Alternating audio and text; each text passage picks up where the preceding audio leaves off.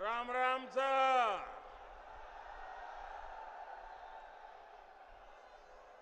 मैं सबसे पहले तो इतनी बड़ी तादाद में मेरी जहां भी नजर पड़ती है मुझे माताएं बहनें दिख रही हैं। मैं उनको विशेष रूप से प्रणाम करता हूं कि आप इतनी गर्मी में हम सबको आशीर्वाद देने के लिए इतनी बड़ी संख्या में आए हैं।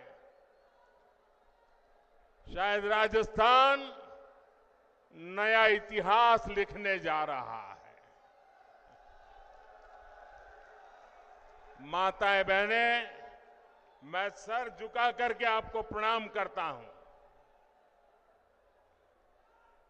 जय पुष्कर राजरी। परम पिता ब्रह्मा जी री जय। जय श्रीमन नारायण। सावित्री माता री जय। अजमेर, नागौर, ये क्षेत्र वीर तेजाजी महाराज और मीराबाई की आध्यात्मिक भूमि है। ये क्षेत्र राष्ट्र गौरव पृथ्वीराज चौहान जैसे शूरवीरों की शौर्य भूमि है। मैं इस महान धरती से राजस्थान की इस महान अनगिनत विभूतियों को सर झुका करके नमन करता हूं। साथियों, आज 6 अप्रैल को ही भारतीय जनता पार्टी की स्थापना हुई थी। ये संयोग देखिए कि आज ही मुझे पुष्कर क्षेत्र में आने का सौभाग्य मिला है।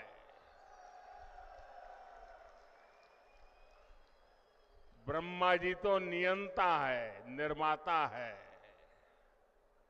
और भारतीय जनता पार्टी भी नए भारत के निर्माण के लिए प्रतिबद्ध है। और सबसे बड़ी बात,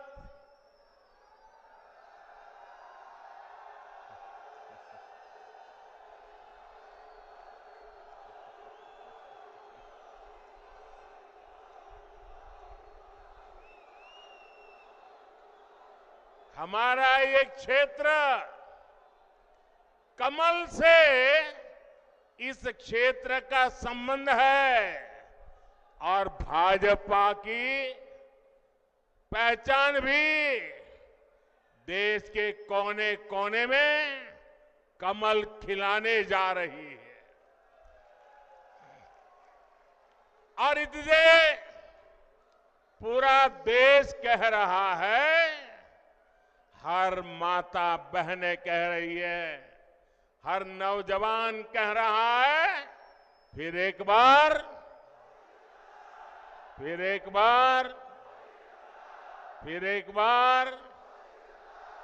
4 जून 400 पार। 4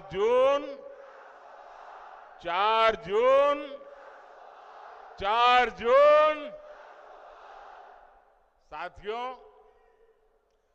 देश के इतिहास में कभी कभी ऐसे मौके आते हैं जब उस देश के नागरिकों का एक फैसला अगले सैकड़ों वर्षों का भविष्य तय करता है। 2024 का ये चुनाव ऐसा ही बड़ा अवसर है। ये कोई सामान्य चुनाव नहीं है। आप याद करिए, कितने दशकों से हमारे देश में जोड़ तोड़ वाली सरकारें चली रही थी। गठबंधन की मजबूरियां, हर किसी के अपने स्वार्थ, इस सब में देश का हित पीछे छूट गए थे। कांग्रेस के समय में गांव, गरीब, किसान, मजदूर, महिलाएं, युवाओं, इनका जीना मुश्किल हो गया था। हर दिन अखबारों में या तो घोटालों की खबरें छपती थी या आतंकी हमलों की खबरें आती थी। लेकिन 2014 से देश में एक बड़े बदलाव की शुरुआत हुई। दशकों बाद देश को आप सब जागरूक मतदाताओं ने पूर्ण बहुमत वाली सरकार देश को दी। आज भारत समंदर पर बड़े बड़े पुल बना रहा है। आज भारत पहाड़ों में भी सुरंगें बनाकर सीमा की सुरक्षा बढ़ा रहा है। अब जब अजमेर से वंदे भारत ट्रेन रफ्तार भरती है तो विदेशी भी हैरान हो जाते हैं। अब राजस्थान में एक से बढ़कर एक एक्सप्रेस वे बन रहे हैं, डेडिकेटेड फ्रेट कॉरिडोर बन रहे हैं। भाजपा के शासन में राजस्थान विकास की नई ऊंचाई की ओर बढ़ रहा है। साथियों, कांग्रेस जहां रहती है वहां विकास हो ही नहीं सकता। कांग्रेस ने ना कभी गरीब की परवाह की और ना ही कभी वंचितों, शोषितों, युवाओं के बारे में सोचा। कांग्रेस के लिए यही कहा जा सकता है, एक तो करेला, दूसरे नीम चढ़ा। एक तो परिवारवादी पार्टी और दूसरा उतना ही भ्रष्टाचारी पार्टी। आप याद करिए, कांग्रेस सरकार में राजस्थान को लेकर कैसी खबरें आती थी। युवाओं के भविष्य से खिलवाड़ वाली पेपर लीक की खबरें आए दिन वही पढ़ने को मिलता था। अपराधियों और माफियाओं के बेलगाम अपराध की खबरें, बेटियों के साथ अत्याचार की खबरें, पानी की विकराल होती समस्या की खबरें, कांग्रेस सरकार में लूट की हिस्सेदारी को लेकर सिर फुटम्बल की खबरें आया करती थी। देश में राजस्थान की चर्चा केवल नकारात्मक कारणों से होने लगी थी। लेकिन जब से बीजेपी आई है, अब चर्चा पेपर माफियाओं पर हो रही कार्रवाई की हो रही है। अब खबरें अपराधियों पर कस रहे कानून के शिकंजे की आती हैं।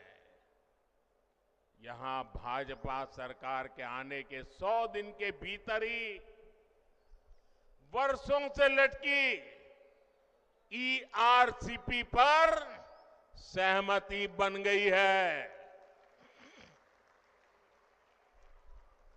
ईआरसीपी से राजस्थान के एक बड़े इलाके में पानी का संकट खत्म होने जा रहा है। जिस तेज रफ्तार से देश का विकास होना चाहिए, वो तेज रफ्तार सिर्फ और सिर्फ भाजपा ही दे सकती है। साथियों, कल कांग्रेस पार्टी ने एक झूठ का पुलिंदा जारी किया है, अपना घोषणा पत्र जारी किया है। झूठ का ये पुलिंदा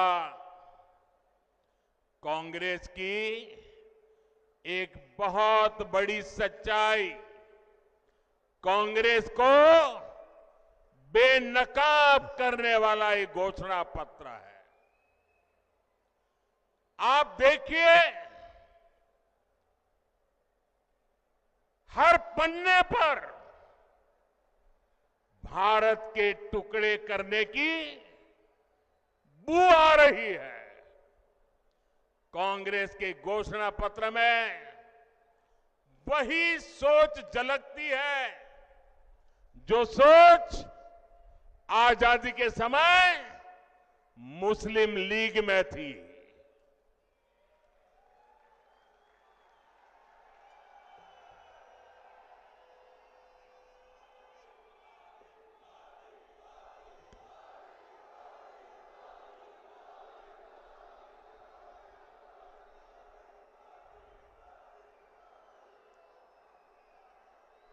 मुस्लिम लीग के उस समय के विचारों को कांग्रेस आज भारत पर थोपना चाहती है।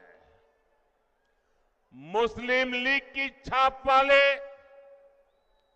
इस घोषणा पत्र में जो बचा खुचा हिस्सा था, उसमें वामपंथी लेफ्टिस्ट हावी हो गए हैं। और अब देखिए, आज की कांग्रेस के पास न सिद्धांत बचे हैं और न ही नीतियां बची है। ऐसा लग रहा है कांग्रेस सब कुछ ठेके पर दे चुकी है, पूरी कांग्रेस पार्टी को आउटसोर्स कर चुकी है। आप मुझे बताइए, क्या ऐसी कांग्रेस देश हित में कोई काम कर सकती है? देश हित में कोई काम कर सकती है? भाइयों बहनों, घोषणा पत्र देखोगे तो ये भारत को पिछली शताब्दी में धकेलने का एजेंडा लेकर के आए हैं। क्या हमें आगे जाना है कि नहीं जाना है? आगे जाना है कि नहीं जाना है? आगे बढ़ना है कि नहीं बढ़ना है? क्या भारत को पिछली शताब्दी में धकेलने देंगे? साथियों, गरीब और वंचित वर्ग की तरह ही कांग्रेस ने कभी नारी शक्ति की परवाह नहीं की। मेरी माताएं बहनें, आपकी ये जो जागरूकता है ना, ये कांग्रेस को उसके पिछले अनेक दशकों के पाप का जवाब मांगने के लिए तैयार हो गई है शक्ति। आजादी के बाद पीढ़ी दर पीढ़ी देश की करोड़ों बेटियों का जीवन कष्ट में बीता, तो उसके लिए जिम्मेवार कौन है? उसके लिए जिम्मेवार कौन है?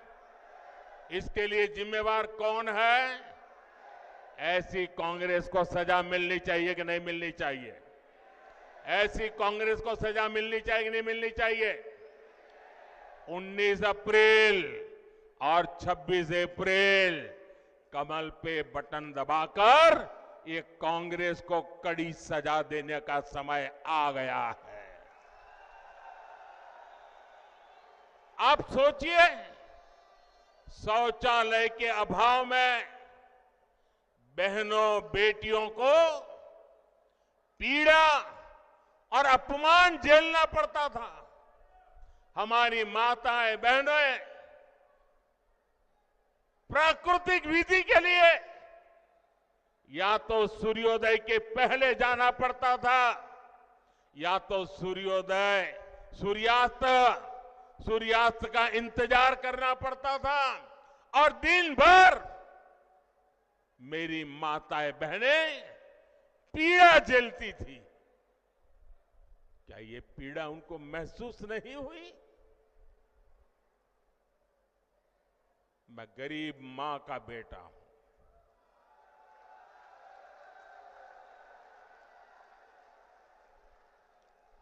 इसलिए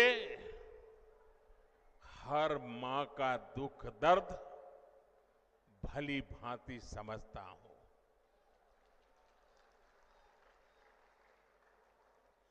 करोड़ों गरीब परिवार की बहनों को धुएं में खाना पकाना पड़ता था और जब वो धुएं में खाना पकाती है ना, तो एक दिन में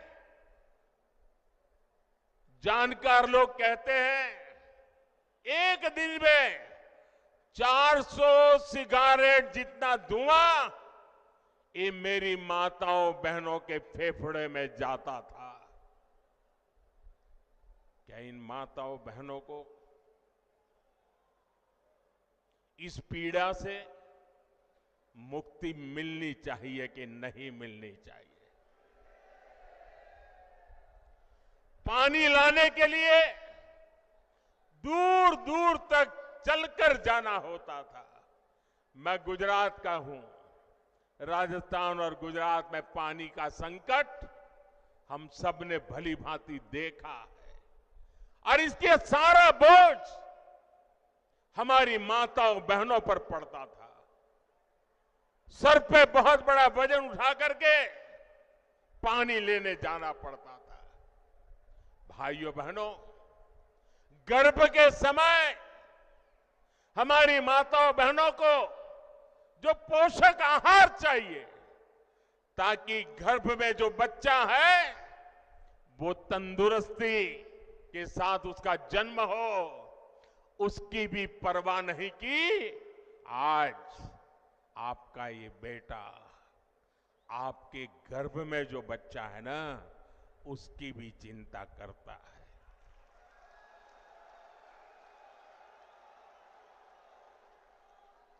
करोड़ों बहनों के पास बैंक का खाता नहीं था।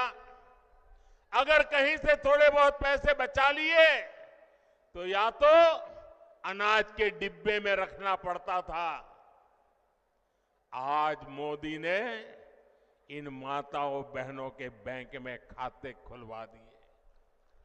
अब देखिए समाज की क्या स्थिति थी। अगर परिवार में खेत है तो पुरुष के नाम पर, घर है तो पुरुष के नाम पर, गाड़ी है तो पुरुष के नाम पर, दुकान है तो पुरुष के नाम पर, और अगर पति नहीं रहा तो बेटे के नाम पर। हमारी माताओं बहनों के नाम कुछ नहीं होता था। और ये आपका बेटा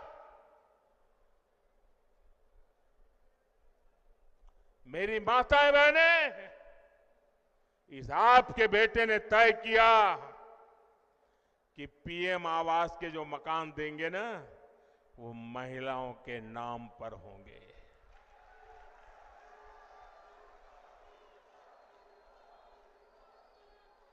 हमारी माताओं बहनों को रोजगार के अवसर नहीं थे। बहुत सारे क्षेत्रों में महिलाओं के लिए दरवाजे बंद थे। साथियों, आपने 2014 में आपके इस बेटे को आशीर्वाद दिया। आपने मुझे आशीर्वाद दिया। गरीब के इस बेटे ने देश की मातृशक्ति का जीवन आसान बनाने के लिए पूरी शक्ति लगा दी। बीजेपी सरकार ने 12 करोड़ शौचालय बनाए और हमारी माताएं बहनें कहती हैं ये शौचालय तो हमारा इज्जत घर है। उज्ज्वला योजना ने 10 करोड़ गरीब परिवार की बहनों को धुएं से मुक्ति दी। गरीबों के जो 4 करोड़ घर बने उसमें से ज्यादातर घर महिलाओं के नाम किए। 11 करोड़ परिवार की बहनों के घर पहली बार नल से जल पहुंचा है। गर्भवती महिलाओं को पोषण के लिए उनके खाते में सीधे 15,000 करोड़ रुपए भेजे हैं ताकि गर्भ में बच्चा तंदुरुस्त हो। हमने 25 करोड़ से ज्यादा बहनों के जनधन बैंक खाते खोले। मुद्रा योजना ने बिना गारंटी का ऋण पाने वाली जो कुल लोग हैं उसमें से 70% ये मेरी माताएं बहनें उसकी लाभार्थी है। हमने पिछले 10 साल में 10 करोड़ बहनों को स्वयं सहायता समूहों से जोड़ा, सेल्फ हेल्प ग्रुप से जोड़ा। हमने 1 करोड़ बहनों को लखपति दीदी बनाया है। और मेरी माताएं बहनें, आप मुझे भरपूर आशीर्वाद दीजिए। मेरा सपना है 3 करोड़ माताओं बहनों को मैं लखपति दीदी बनाना चाहता हूं। भाइयों बहनों, ये हमारा राजस्थान वीर माताओं की भूमि है। यहां गोद में जो बच्चे पलते हैं ना, तो वीर माताओं के संस्कार से वीर बच्चे पैदा होते हैं। सेना में जाइए, मेरे राजस्थान की चमक दमक, और सिर्फ वो चमक दमक वो लंबी लंबी मूंछ वाले नौजवानों के कारण ऐसा नहीं, ये वीर माताओं के कारण है। ये वीर माताओं के कारण है।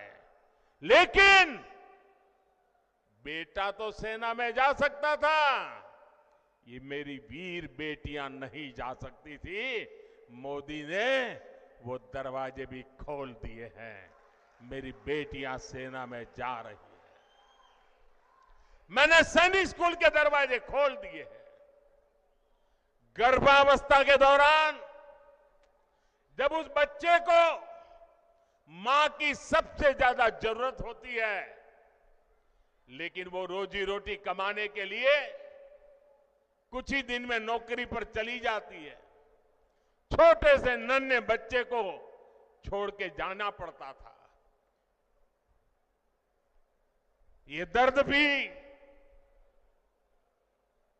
आपका ये बेटा भली भांति समझता है। और इसलिए ऐसी बेटियां जो काम करती हैं, उनके लिए प्रसूति के बाद 26 हफ्ते की छुट्टी यानी आधा साल 6 महीने की छुट्टी हमारी सरकार ने दी है। हमने पार्लियामेंट में 3-3 दशक से लटका हुआ नारी शक्ति वंदन अधिनियम से अब पार्लियामेंट में, असेंबली में, संसद में और विधानसभा में हमारी माताओं बहनों के लिए सीटों का आरक्षण पक्का कर दिया है। ऐसी तो अनगिनत योजनाएं उसका परिणाम है कि आज भारत की नारी शक्ति के हौसले बुलंद है। और तभी मैं कहता हूं कि नीयत सही तो नतीजे सही। मुझे गर्व होता है आज गांव की बेटियां ड्रोन उड़ा रही है। जो कभी साइकिल नहीं चला पाती थी वो आज ड्रोन पायलट बनकर के गांव में खेती में मदद कर रही है। आज खेल के मैदान में हमारी बेटियां कमाल कर रही है। आज इसरो के बड़े प्रोजेक्ट्स को हमारी महिलाएं हैंडल कर रही हैं। आज दुनिया में महिला पायलट्स का सबसे ज्यादा प्रतिशत भारत में है जो विमान उड़ाती है। साथियों, बीते 10 वर्ष में नारी कल्याण के लिए हमने जो किया है ये सूची बहुत लंबी है। आपको भी लगता है अरे मोदी जी इतना सारा कर दिया, ये भी किया, वो भी किया, इधर भी किया, इतना भी किया। मेरे राजस्थान के भाइयों बहनों, मेरे देश के भाइयों बहनों, ये जो किया है वो भले कितना ही ज्यादा क्यों ना हो, कितना ही अच्छा क्यों ना हो, लेकिन मोदी के मन की बात बता देता हूं। ये जो कुछ भी किया है ना वो तो अभी ट्रेलर है, ट्रेलर।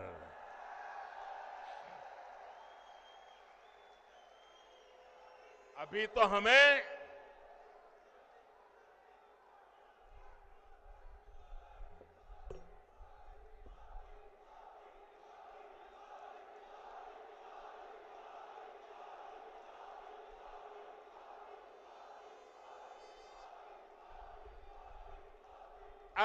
ये ट्रेलर है। हमें देश को बहुत आगे लेके जाना है।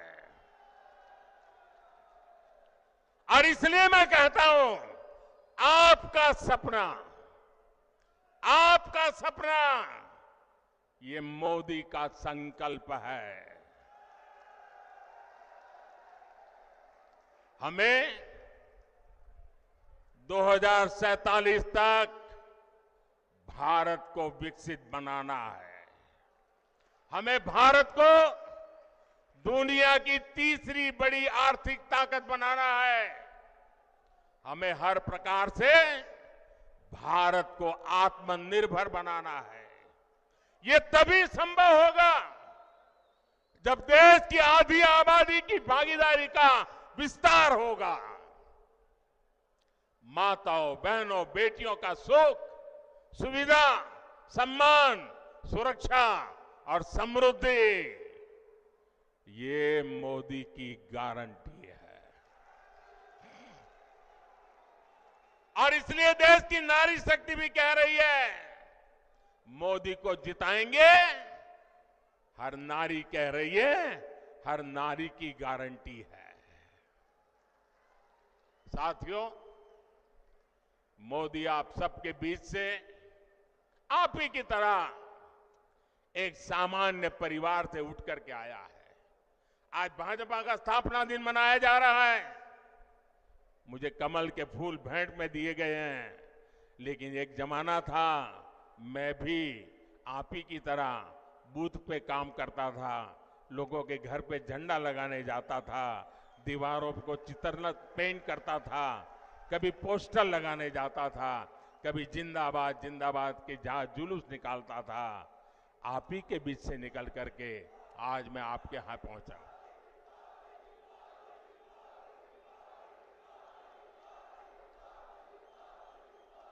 साथियों, ये जो देश के बड़े बड़े नामदार कांग्रेस और शाही परिवार के बड़े बड़े नामदार इस कामदार को गाली देते हैं, वो नामदार है, शायद गाली देना उनका वो अधिकार मानते होंगे। ये कामदार ऐसा है जो हर गाली को पचा जाता है। साथियों, ये मोदी से इसलिए नाराज है क्योंकि मोदी आज देश के गांव गरीब के साथ चट्टान की तरह खड़ा है। जनता के पैसे को लूटना ये लोग अपना खानदानी हक समझते थे। मोदी ने पिछले 10 साल में लूट की इस बीमारी का परमानेंट इलाज कर दिया है। मोदी ने इनकी लूट की दुकान का शटर गिरा दिया है और इसलिए ये बौखलाए हुए हैं। साथियों, इन परिवारवादी भ्रष्टाचारियों के कैसे कैसे खेल होते हैं, मैं आपको एक उदाहरण देता हूं। आज बीजेपी की सरकार देश के 80 करोड़ जरूरतमंदों को मुफ्त राशन देती है। अलग अलग योजनाओं का पैसा सीधा आपके खाते में आता है। 10 वर्ष में हमने 30 लाख करोड़ रुपया, आंकड़ा याद रखिए, 10 साल में 30 लाख करोड़ रुपए से भी ज्यादा गरीबों के खाते में सीधे भेजे हैं। जब कांग्रेस की सरकार थी तब जो भी पैसा सरकार द्वारा भेजा जाता था तो बीच में ही लूट जाता था। अब आप सोचिए, कांग्रेस के प्रधानमंत्री ने कहा था कि दिल्ली से 1 रुपया भेजते हैं तो 15 पैसा पहुंचता है। कहा था कि नहीं कहा था? कांग्रेस के एक प्रधानमंत्री ने कहा था ना कि दिल्ली से 1 रुपया भेजते हैं तो 15 पैसा पहुंचता है। अगर 30 लाख करोड़ रुपया उनके पास होते तो क्या होता, मुझे बताइए। अब 1 रुपया भेजते हैं, 15 पैसा पहुंचता है, तो वो कौन सा पंजा है जो बीच में से रुपये मार लेता है?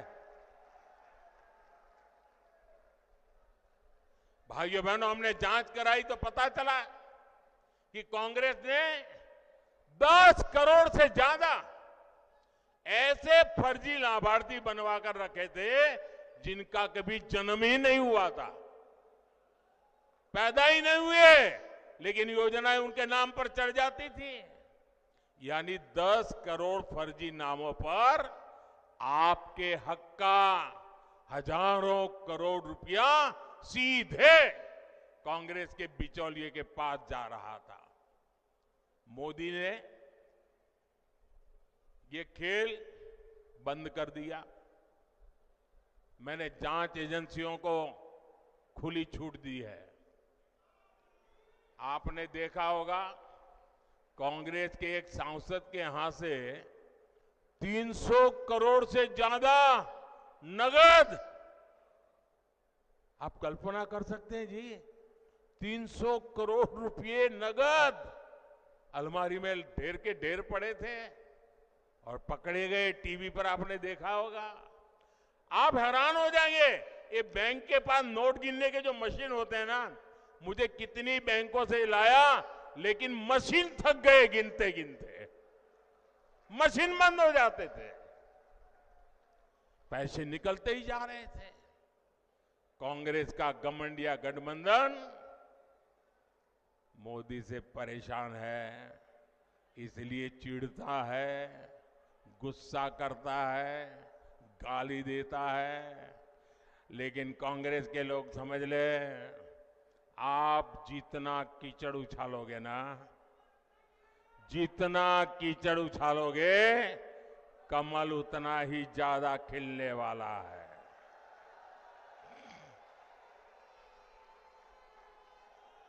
और आप देखिए, मैं कहता हूं भ्रष्टाचार हटाओ, वो कहते हैं भ्रष्टाचारी बचाओ। अभी देखिए, कांग्रेस पार्टी चुनाव जीतने के लिए रैली नहीं कर रही है, भ्रष्टाचारी को बचाने के लिए रैली कर रही है। ये कितना भी बोलते रहे, भ्रष्टाचार के खिलाफ मोदी की लड़ाई जारी रहेगी। मुझे बताइए, मुझे लड़ाई जारी रखनी चाहिए कि नहीं? इस देश से भ्रष्टाचार जाना चाहिए कि नहीं? भ्रष्टाचार खत्म होना चाहिए कि नहीं होना चाहिए? आपके आशीर्वाद है ना? आपके आशीर्वाद है ना? आपके आशीर्वाद है तो मैं लड़ता रहूंगा। और भाइयों बहनों, मेरी सरकार का तीसरा कार्यकाल बहुत दूर नहीं है।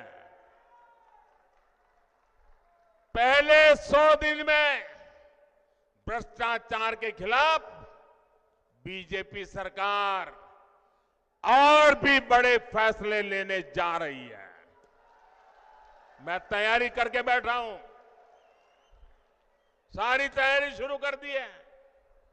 और इसलिए मैं कहता हूं, 10 साल में जो कार्रवाई देखी वो तो ट्रेलर है,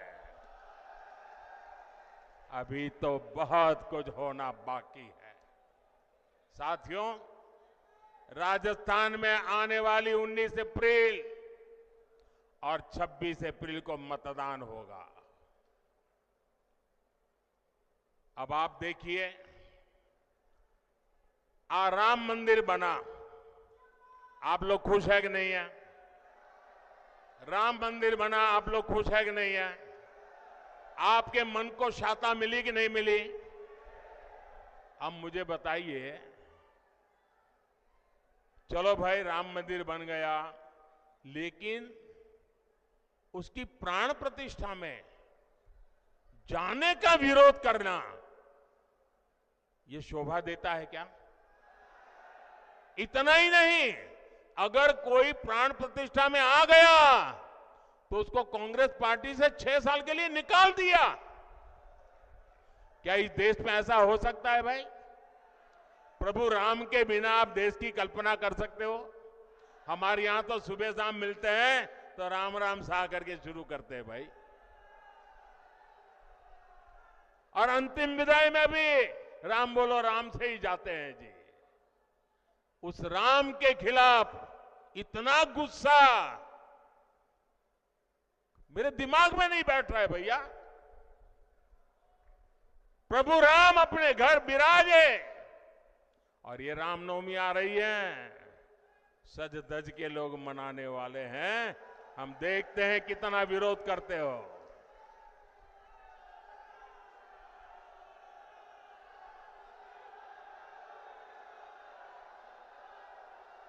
साथियों, 19 अप्रैल और 26 अप्रैल 2 दिन मतदान के हैं राजस्थान में।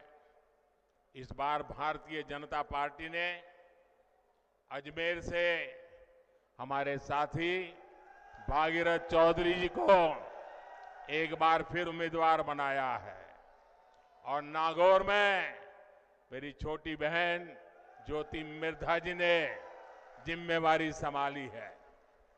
इन दोनों प्रत्याशियों को आपका एक एक वोट मोदी को मजबूत करेगा। और मुझे विश्वास है, राजस्थान से इस बार भी 25 की 25 सीटें देना ये राजस्थान ने तय कर लिया है। लेकिन इसके लिए हमें पोलिंग बूथ जीतना है। हमारी पूरी शक्ति पोलिंग बूथ जीतने में लगनी चाहिए। गर्मी कितनी ही तेज क्यों न हो, सुबह सुबह मतदान हो जाना चाहिए। तो मेरी ये बात घर घर पहुंचाओगे? मतदाताओं का आज जितना मैंने भाषण किया वो बताओगे? हर माताओं बहनों को बताओगे? पक्का बताओगे? अच्छा, एक मेरा काम करोगे? मेरा काम है, ज्योति जी का भी नहीं है, भागीरथ जी का भी नहीं है, ये मोदी का काम है। करोगे? जरा हाथ ऊपर करो। करोगे? करोगे? पक्का करोगे? आप घर घर जाना, और सबको कहना कि अपने मोदी जी पुष्कर आए थे और मोदी जी ने आपको प्रणाम भेजा है। मेरा प्रणाम पहुंचा दोगे? हर परिवार में मेरा प्रणाम पहुंचा दोगे? मेरे साथ बोलिए, भारत माता की, भारत माता की, भारत माता की। बहुत बहुत धन्यवाद।